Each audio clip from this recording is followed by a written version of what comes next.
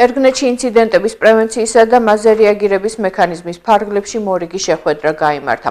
მხარეებმა საოკუპაციო ხაზთან ბოლო პერიოდში განვითარებული მოვლენების შესახებ იმსჯელეს.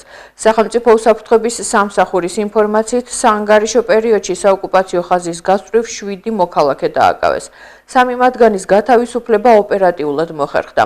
ამავე პერიოდში დაფიქსირდა უკანონო ბორდერიზაციის 6 შემთხვევა ქარელსა და გორის მუნიციპალიტეტებში. მათივე ინფორმაციით, ამ დრომდე ოკუპირებული ცხინვალის ციხეში საქართველოს 10 მოქალაქეა უკანონოდ დაპატიმრებული. ვითხოვეთ ყველა უკანონო დაკავებულის მიმართ ჰუმანიტარული მიდგომის გამოყენება და მათი დაბრუნება საკუთარ ოჯახებში.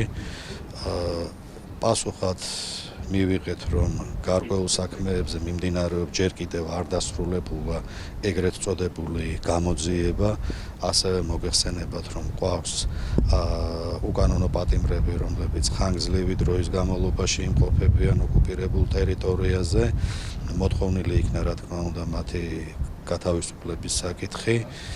აღნიშნულ საკითხზე გარკვეული პასუხი ჩვენ სამწუხაროდ ვერ მივიღეთ, რაც შეეხება უკანონო ბორდერიზაციის პროცესს, ესეც ძალიან აქტიურად განიხილებოდა. ცენტრალური ხელისუფლების პრინციპული პოზიცია გახლავთ იმაში, რომ უნდა მოიხსნას ყოველგვარი ხელოვნური შეზღუდვები, ნულამდე იქნას დაყვანილი უკანონო დაკავებები და რა თქმა უნდა უკანონო ეგრეთ წოდებული ბორდერიზაციის პროცესი, რაც სწორედ ეს განაპირობებს უკანონო დაკავებების მახინჯ პრაქტიკას. როგორც მოსალოდნელი იყო ამ შეხვედრაზე კონსენსუსი ამასთან დაკავშირებით მიღწეული ვერ იქნა.